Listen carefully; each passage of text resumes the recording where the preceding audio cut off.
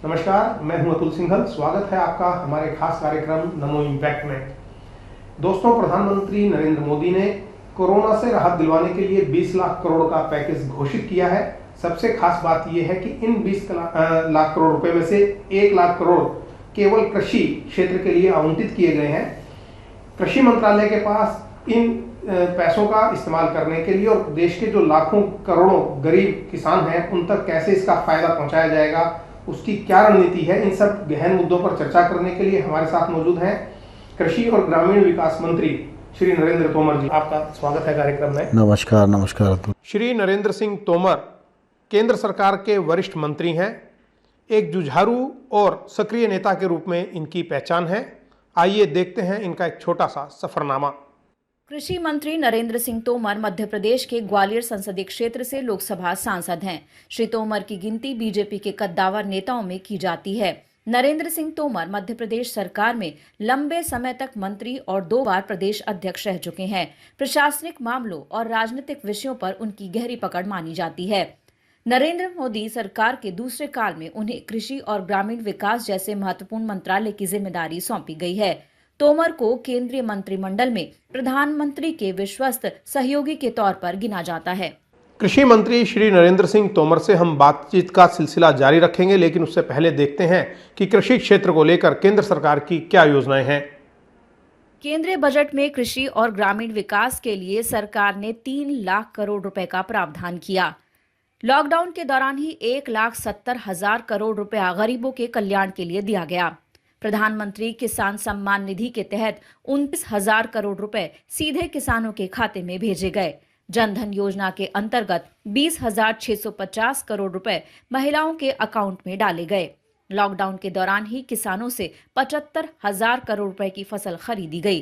प्रधानमंत्री फसल बीमा योजना के अंतर्गत 6,000 करोड़ रुपए का लाभ किसानों को मिला। तो आपने देखी हमारी ये खास रिपोर्ट। आइए बातचीत का सिलसिला जारी रखते हैं। इतना बड़ा आप राहत देखते हैं 1 लाख करोड़, क्योंकि इतिहास में मेरे को लगता है कि सबसे बड़ा पैकेज कृषि मंत्रालय को दिया गया है।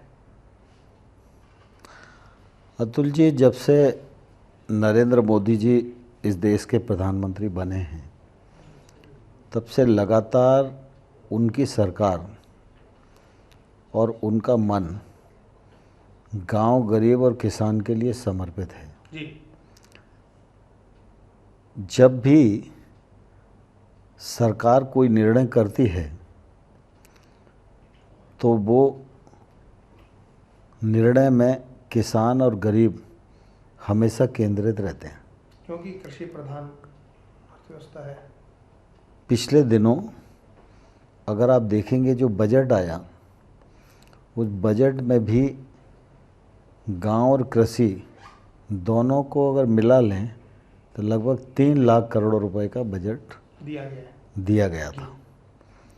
और उस बजट के अनुसार कृषि मंत्रालय भी और ग्रामीण विकास मंत्रालय भी लगातार तेज़ी के साथ इन दोनों क्षेत्रों में काम कर रहा है।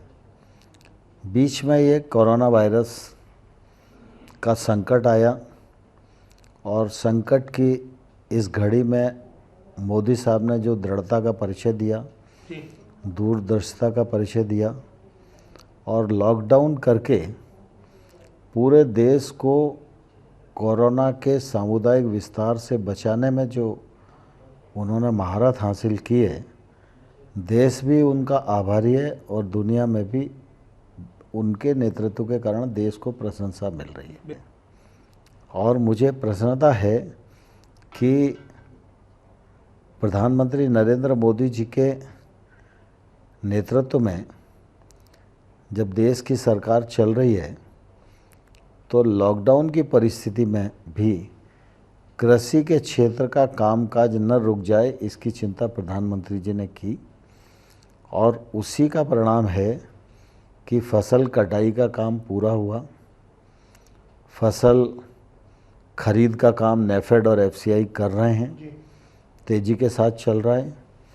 और इसी बीच में किसानों ने ग्रीष्म ऋतु की जो फसलें हैं उनकी बुआई का काम पूरा किया है और ये गत वर्ष की तुलना में इस वर्ष 45% अधिक है। जी, बहुत बड़ी बात है। खरीफ की दृष्टि से अगर हम देखें तो खरीफ की तैयारी भी चल रही है। लॉकडाउन के इसी दौर में टेली कॉन्फ्रेंस के द्वारा खरीफ कॉन्फ्रेंस आयोजित की गई और उसमें सारे देश के जो लोग मौजूद थे, सभी राज्यों की सुझाव लिए गए और उनको आश्वस्त किया गया कि खरीफ के मामले में आप आगे बढ़िए। खाद, बीज, पेस्टिसाइड सबकी पर्याप्त उपलब्धता है, क्योंकि लॉकडाउन के भी इस मौके पर पेस्टिसाइड का कारखाना चालू रहे ये भी अनुमति दी थी। और सिर्फ पेस्टिसाइड ही न बने, उसको पैकेजिंग और लेबलिंग करने के लिए जो उसकी सिस्टर इंडस्ट्री है उसको भी अनुमति दी थी, जिससे कि एकदम खरीफ में हमारे पास शॉर्टेज ना हो जाए। आवश्यक सेवा में उसको रखा। तो इसलिए आज हम कह सकते हैं कि 153 लाख टन बीज की आवश्यकता है खरीफ के लिए। 153 लाख टन बीज हमारे पास मौजूद है और आवश्यकता 150 लाख टन की है। तो पर्याप्त आवश्यकता से ज़्यादा बीज की हमारे पास उपलब्धता है और मुझे पूरा भरोसा है जिस प्रकार से मौसम विभाग की रिकमेंडेशन है, इस बार भी अच्छी फसल आई है और अगले मौसम में भी फसल अच्छी आएगी। मंत्री जी, जैसे आपने बताया कि बम्पर फसल होने की उम्मीद है, 45% ज़्यादा बुआई हुई है, ऐसे में किसानों को अपनी फसल का पूरा दाम मिल पाए, वो कैसे सुनिश्चित किया जाएगा? देखिए, ये भी मोदी जी ने एक तौर से इतिहास बनाया। स्वामीनाथन साहब ने एक अध्ययन किया और उन्होंने अपनी recommendation 201 recommendation the government of India को कि किसानों के हित में इसको लागू करना चाहिए। तो एग्रीकल्चर में भी, कोऑपरेटिव में भी, सब मिला के। और मुझे ये कहते हुए प्रसन्नता है कि मोदी जी के नेतृत्व में 201 में से 200 रिकमेंडेशन का क्रियान्वयन हो रहा है। और दूसरी ओर अगर आप देखेंगे तो आपके ध्यान में आएगा, सबसे महत्वपूर्ण उनकी रिकमेंडेशन थी कि किसान को उसकी लागत का 1.5 गुना समर्थन मूल्य मिलना चाहिए। मोदी जी ने किसान की इस परिस्थिति को समझा और मंत्रिपरिषद ने निर्णय लिया और आज किसान को लागत का 1.5 गुना समर्थन मूल्य मिल रहा है। और जैसा मैंने आपको पूर्व में कहा कि जैसे ही फसल आ गई है, एफसीआई और नेफेड दोनों राज्यों के साथ मिलकर तेज़ी के साथ खरीद कर रहे हैं और इससे उनको वाजिब दाम मिल रहे हैं। आने वाले कल में ये वाजिब दाम निरंतर मिलते रहें, इसके लिए आपका जो मंडी का रिफॉर्म करने की योजना जो अभी पैकेज के समय घोषित हुई है, जिसमें एक तौर से कृषि का बाज़ार पूरी तरह खुल जाएगा, उस पर भी सरकार काम कर रही है। जल्दी ही वो कानून मूर्त रूप लेगा तो एकदम किसानी के क्षेत्र में आमूलचूल परिवर्तन होगा। सर, इसमें एक समस्या ये आपने कहा कि एफसीआई खरीदारी कर रही है, नेफेड कर रहा है, भंडारण की जो एक समस्या बड़ी सामना करना पड़ता है। जैसे एकदम बरसातें आ गई जो आमतौर पर इस सीज़न में नहीं आती है, तो कई जगह से सुनने को मिला कि गेहूं की फसल रखने की जगह नहीं थी, तो उसके लिए क्या योजना दूरगामी बनाई है मंत्रालय ने? ये देखिए, दरअसल क्या है कि जब अभी पैकेज घोषित हुआ 20 लाख करोड़ का जी, तो उसमें एग्रीकल्चर के क्षेत्र में आपने देखा होगा कि कृषि इंफ्रास्ट्रक्चर के लिए 1 लाख करोड़ रुपया बुनियादी ढांचे को मजबूत करने के लिए रखा गया। ये बुनियादी ढांचा वही है जो किसान को बुआई से पहले या कटाई के बाद आवश्यकता पड़ती है, और ये नहीं होने के कारण उसको उसके उत्पादन का उचित मूल्य नहीं मिल पाता, क्योंकि वो अपने उत्पादन को रोक नहीं पाता। और अगर वो रोक ले और रोकने के लिए उसको स्थान मिल जाए, तो वेयर हाउस मिल जाए, कोल्ड स्टोरेज मिल जाए, जो और बुनियादी सुविधाएं हैं वो उसको उपलब्ध हो जाएं, तो मुझे लगता है इस नुकसान से किसान बच सकता है। इसलिए इस पैकेज के अंतर्गत कृषि मंत्रालय पूरी स्कीम बना रहा है और हमारी कोशिश है कि जो इस प्रकार के गैप्स बचे हुए हैं उन सारे गैप्स को हम भरेंगे तो कृषि उन्नति की ओर बढ़ेगी। सर, इसमें जैसे आपने बताया कि लेकिन अनऑर्गेनाइज सेक्टर जो है इसके अंदर काफ़ी मजदूर ऐसे हैं कि जिन तक ये पूरा लाभ नहीं पहुंच पाता है, जो कृषि क्षेत्र से जुड़े हुए हैं या जो लोग बटाई पे काम करते हैं खासतौर से, उसके लिए कोई योजना तैयार कर रहे हो आप लोग? देखिए, दरअसल क्या है कि मतलब किसान अलग है, मजदूर अलग है, और खेतिहर मजदूर अलग है जी। और ऐसे ही मजदूरों के लिए मनरेगा भी है। जब खेती का काम चलता है तो खेती में काम करते हैं, और जब खेती का काम नहीं चलता, वो कहीं काम नहीं मिलता, तो वैकल्पिक रोजगार के लिए मनरेगा के अंतर्गत वो रोजगार प्राप्त करते हैं।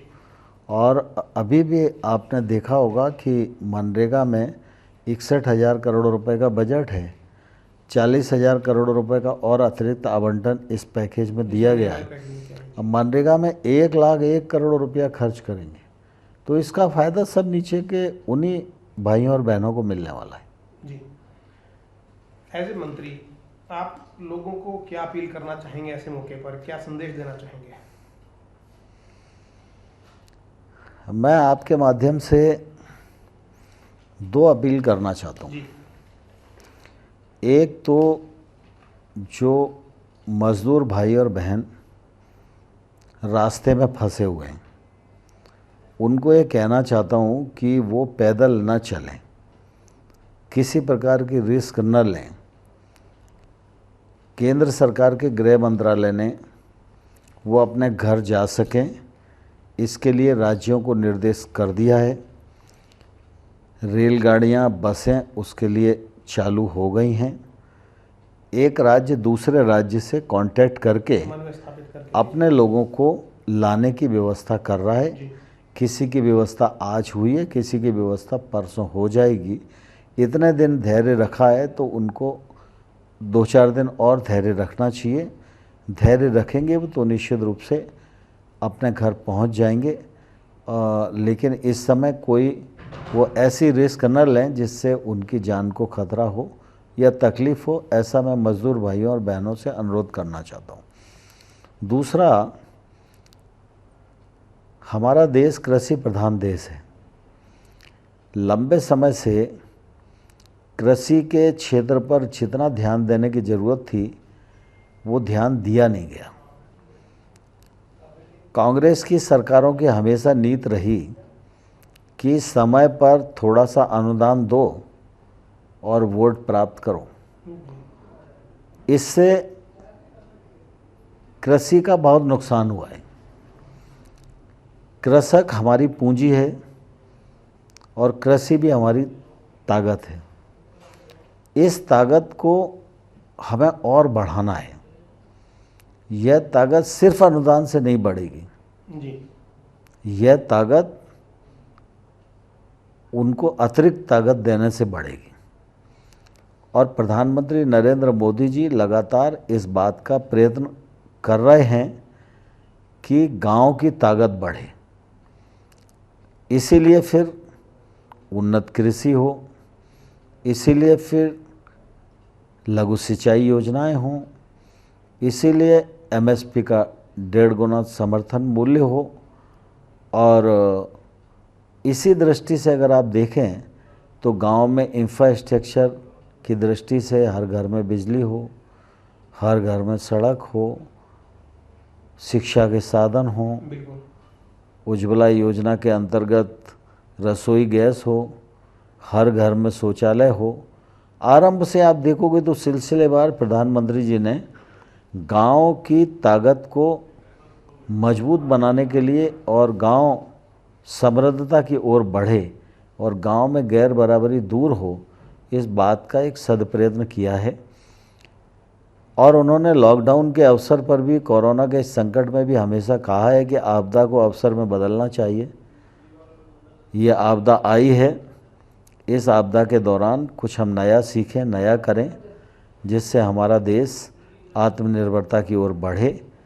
इसलिए जो पैकेज की उन्होंने घोषणा भिन्न भिन्न क्षेत्रों के लिए की है, यह पैकेज चाहे वो एमएसएमई का क्षेत्र हो, चाहे गरीबी उन्मूलन का क्षेत्र हो, चाहे कृषि का क्षेत्र हो, हर क्षेत्र में लोगों की मदद करेगा और देश को आत्मनिर्भर बनाने की दिशा में महत्वपूर्ण यात्रा को पूरी करेगा। माइलस्टोन होगा। एक आखिरी सवाल मेरा आपसे ये है, जैसे आपने आत्मनिर्भरता की बात की है और प्रधानमंत्री जी ने भी ये बात कही और साथ में उन्होंने ये भी कहा कि आपदा को अवसर में बदला जाए, ये जो लॉकडाउन हुआ है इसमें क्या सकारात्मक आप देखते हैं? मंत्रालय की दृष्टि से देखा जाए तो क्या अच्छा एक अनुभव इसमें देखने को मिला?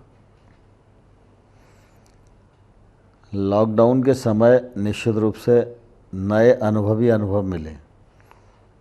बिना जाए भी अच्छे से सरकार का संचालन हो सकता है, एक तो यही अनुभव मिला। और वीडियो कॉन्फ्रेंसिंग से मॉनिटरिंग भी हो सकती है, कार्यक्रम को भी चालना दी जा सकती है, संदेश भी दिया जा सकता है, इस दौरान निर्णय भी किया जा सकता है। इस दौरान बाकी चीज़ों से, क्योंकि मिलने जुलने में भी बड़ा समय जाता था, आधा समय सरकार चलाने में जाता था, आधा समय जनसंपर्क में जाता था। इस समय जनसंपर्क बंद था, तो मंत्रालय के बारे में सोचने का, समझने का और कुछ नई योजनाओं की दृष्टि से विचार करने का भी एक नया अनुभव मिला। हमसे बात करने के लिए बहुत बहुत धन्यवाद। हमारे साथ थे श्री नरेंद्र तोमर, जो एक सक्रिय मंत्री हैं, मोदी गवर्नमेंट के काफ़ी वरिष्ठ मंत्री हैं।